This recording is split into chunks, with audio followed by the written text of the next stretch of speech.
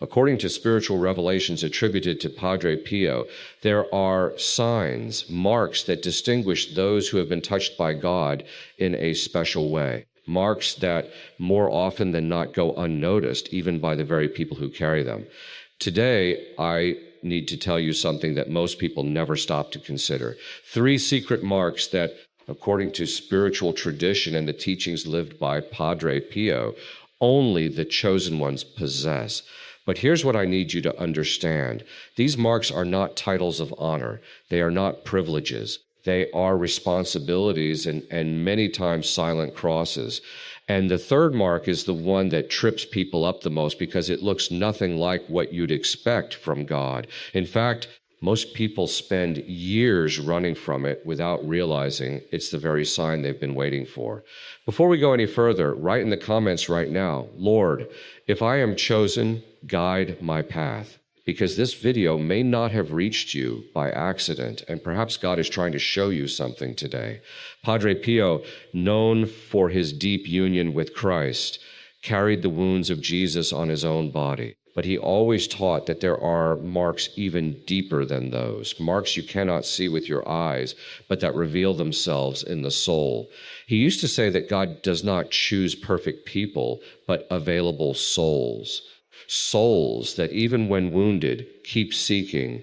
Souls that even when they fall, rise again. And that is where the first mark begins. There is something you need to know about Padre Pio before we go any further. Not the version that exists only in paintings and prayer cards, the real man, the one who woke before dawn every single day, knelt on cold stone floors, and spent hours in prayer before most people had even opened their eyes. The one who sat in a wooden confessional for up to 18 hours at a time, listening to the weight of human suffering, absorbing the pain of others as if it were his own. He was not a distant figure wrapped in holiness. He was someone who knew what it felt like to be tired, to doubt, to suffer without explanation. He bled from wounds he did not ask for and endured spiritual attacks that would have broken most people beyond repair. And yet, through all of it, he developed an understanding of the soul that was unlike anything his contemporaries had seen. He spent decades observing people, listening to them, praying over them. And what he came to understand was this, that God leaves fingerprints on certain souls, not visible ones, not the kind that show up in photographs or earn applause in a room, but deep interior marks, patterns that repeat themselves across different lives, different backgrounds, different levels of faith, patterns that once you know how to recognize them, become unmistakable. That is what we are talking about today. Not a checklist, not a spiritual personality quiz, but a genuine reflection on 3 marks that Padre Pio identified in souls that God was working with deeply, souls that were being shaped for something, souls that were being prepared. And the reason this matters is simple. Many people who carry these marks spend years believing something is wrong with them. They feel different, displaced, like they are standing slightly outside of life, watching it happen around them rather than fully participating in it. They wonder why faith feels harder for them than it seems to for others. Why peace is so difficult to hold on to. Why, no matter how much they try to settle, something keeps pulling them forward. If that resonates with you, stay close. Because what Padre Pio taught about these marks changes everything. The first mark is a restlessness that never fully goes away. And before you dismiss that as anxiety or dissatisfaction or some kind of personality flaw, stay with it for a moment, because there is a specific kind of restlessness that has nothing to do with being unhappy or ungrateful. It is something deeper, something that persists even when life is objectively going well. Even when there is nothing obviously wrong, you know the feeling.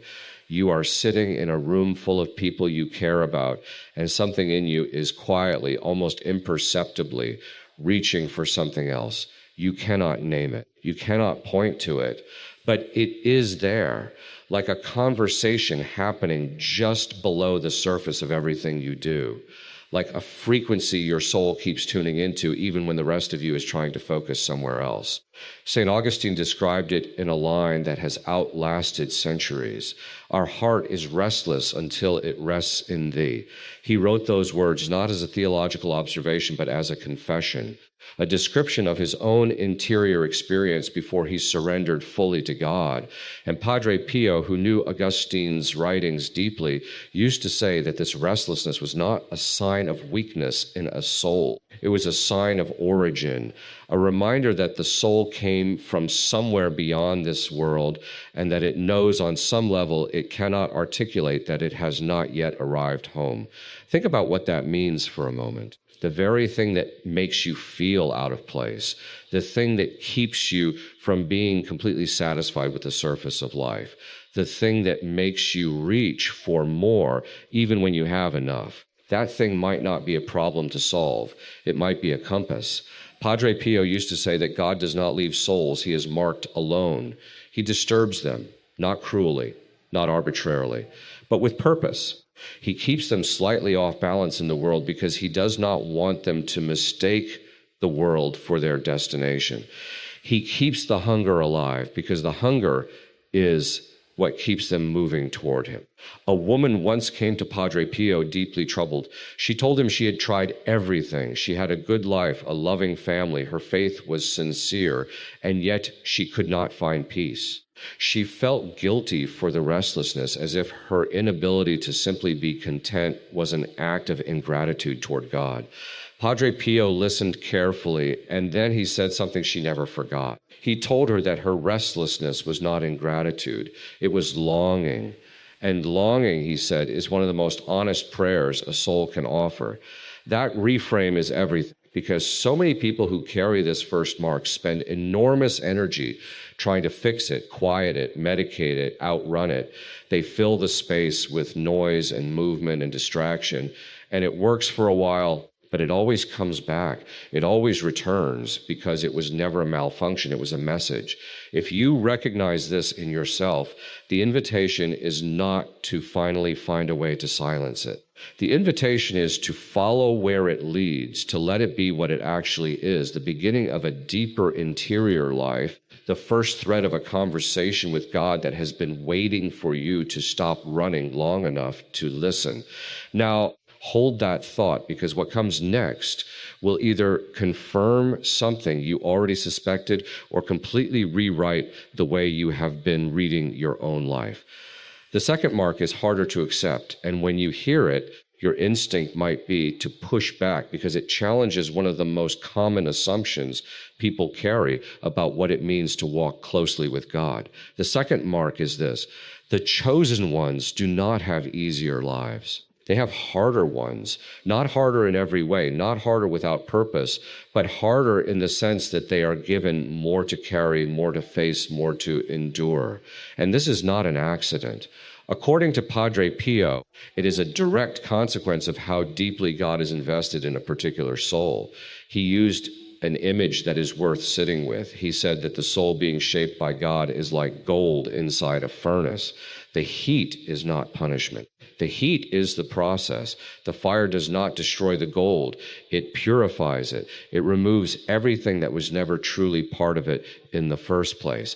And when it comes out the other side, it is more itself than it ever was before going in.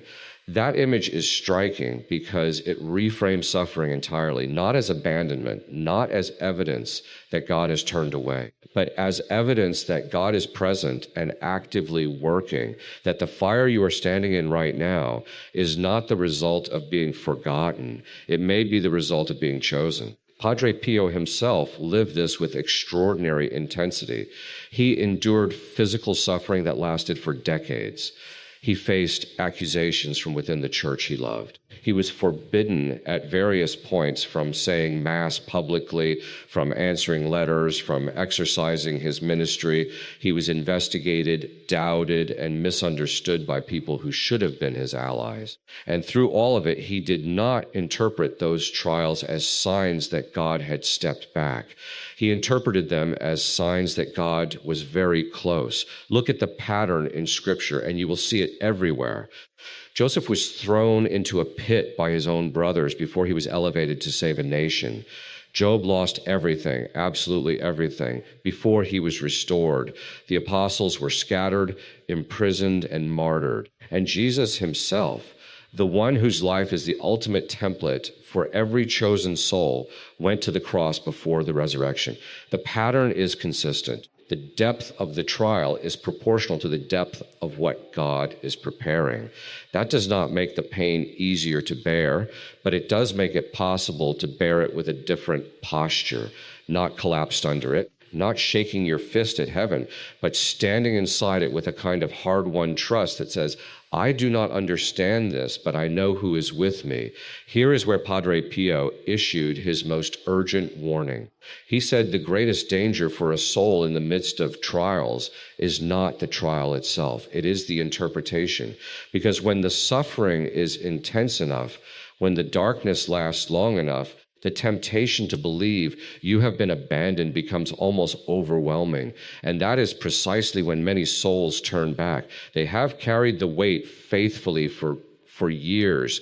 And then one morning they wake up and the weight feels like too much. And the silence from heaven feels like indifference.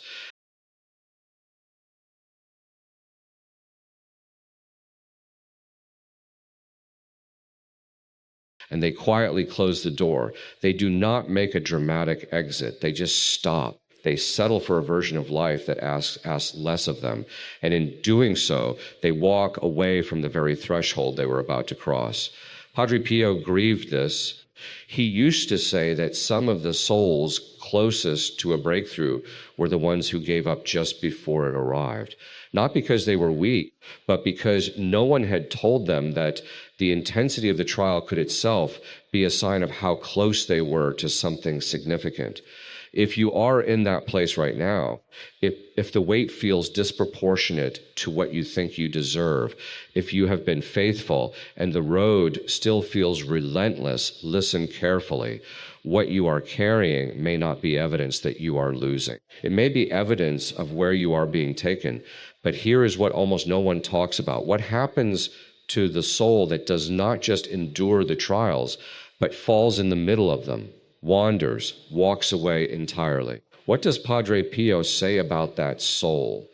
That is the third mark, and it may be the most quietly devastating thing he ever taught, because it is the mark that belongs not to the strong ones, it belongs to the ones who failed, who left, who by every visible measure seem to have lost the thread completely.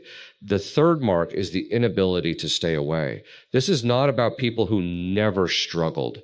This is about people who struggled deeply, who walked away, who at some point decided that faith was too demanding or too confusing or simply too painful to maintain, who lived for a period outside of it, genuinely, not just going through motions, but actually setting it down and walking in a different direction.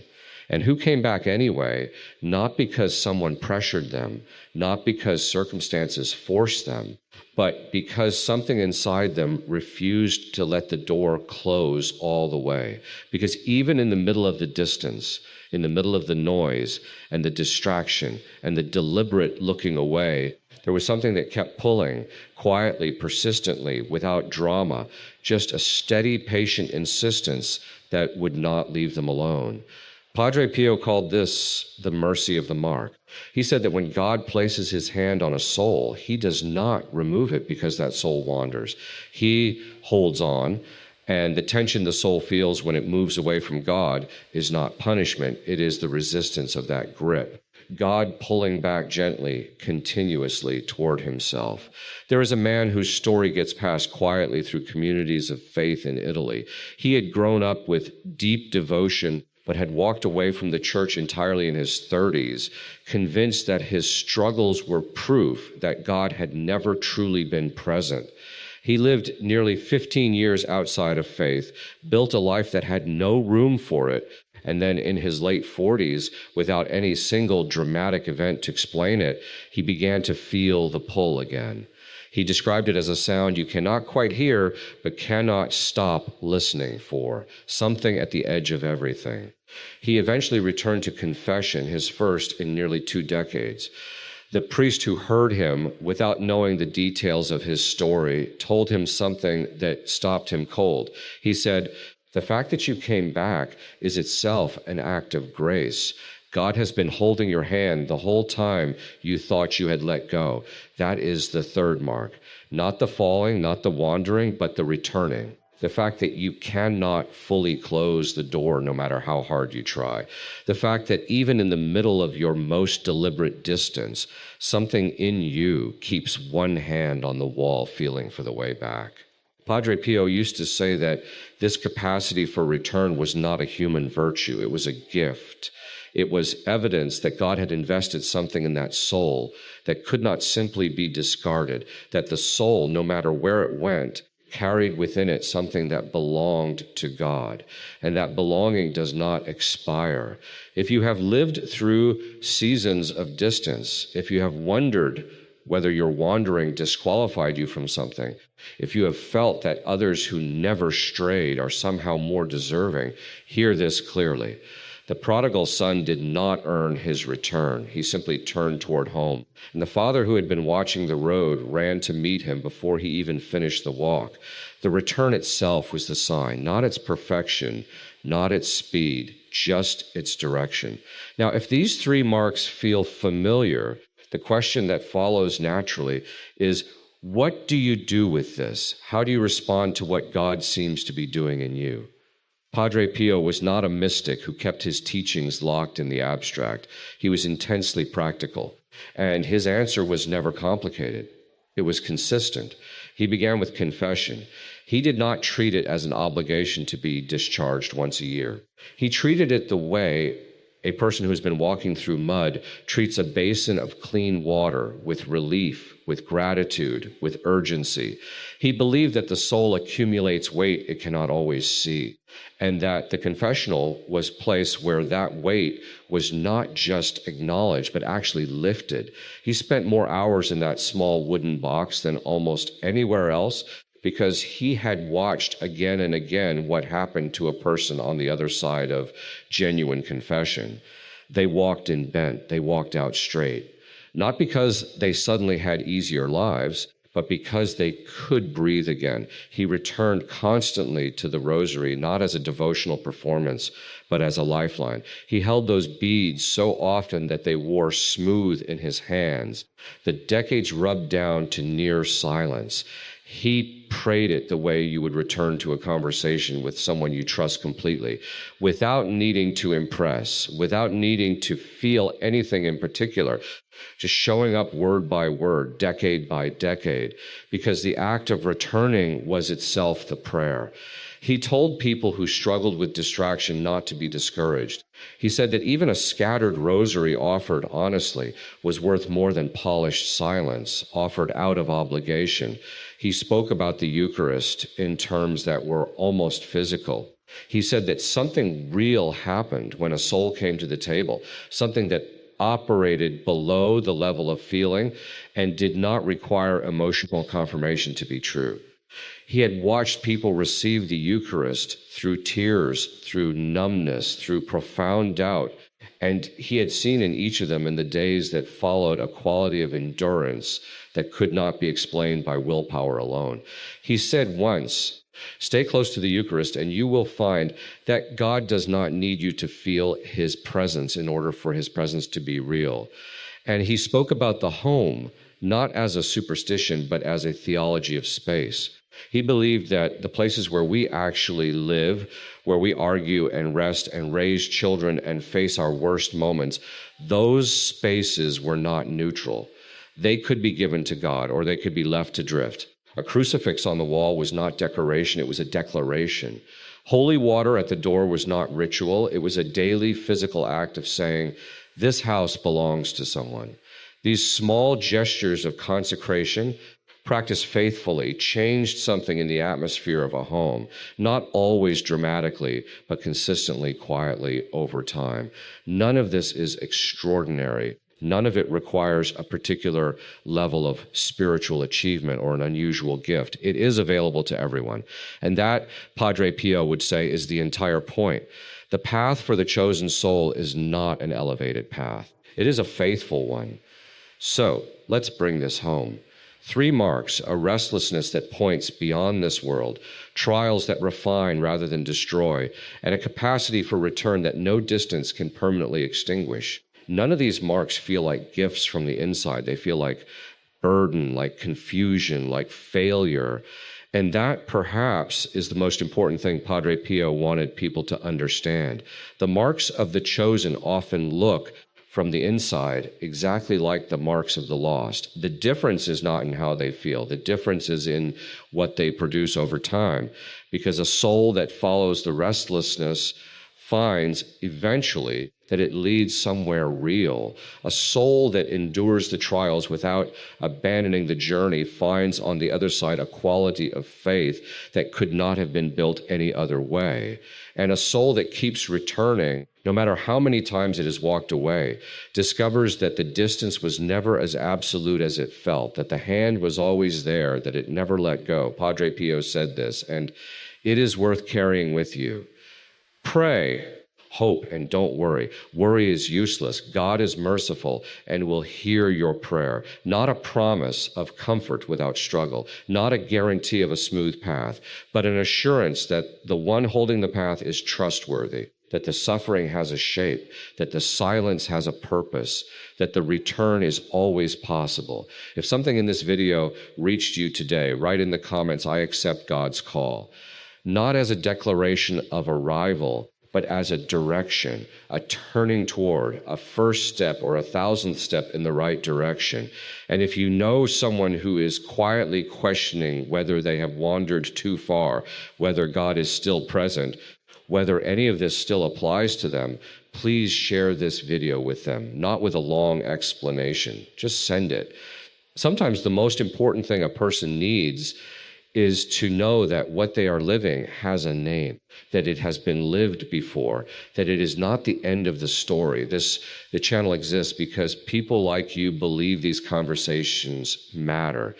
If this video meant something to you, leave a like, share it with someone who needs it, and subscribe so you are here for what comes next. Every person you reach with this message is someone who may have been sitting alone with questions they have never heard answered out loud. Thank you for being here. Thank you for staying until the end.